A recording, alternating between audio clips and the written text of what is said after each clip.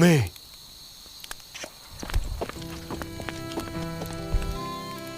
မေ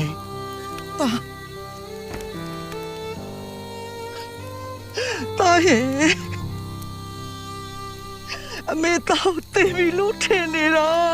တားလေ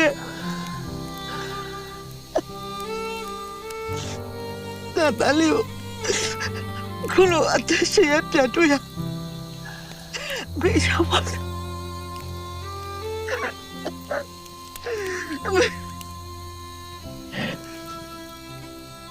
ပေမဲ့တားရဲ့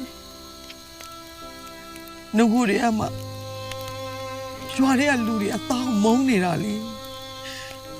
တာခုလူတွေလောက်တော့ပုံမုန်းပါပေါ့ဘာလို့အဲ့လိုတွေလောက်နေရတာလဲတာရဲ့မင်းကိုပြောပါဦးတာရဲ့ဘာလို့လောက်ရတာလဲလို့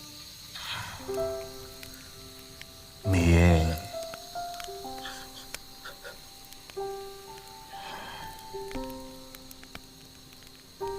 လူတွေကဘလောက်ကောင်းကောင်းပါမုန်းကြတာပါပဲမေ တာလေးကိုယ်စိတ်ထဲမှာညာကျင်ရတာလေ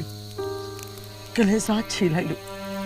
ပြီးသွားမယ်ထင်တာလားတာဟမ်မပြီးဘူးတာရဲ့မပြီးဘူးကလေးစားချေတယ်ဆိုတာနှစ်ဖက်လုံးနာကျင်ရတယ်တာရဲ့ အမေ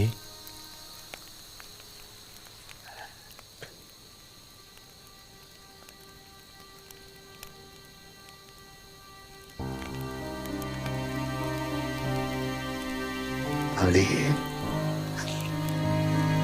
မေရဲ့ဒုထမေကိုအလွယ်နေတာကြာပြီမေအလွယ်နေတာကြာပြီ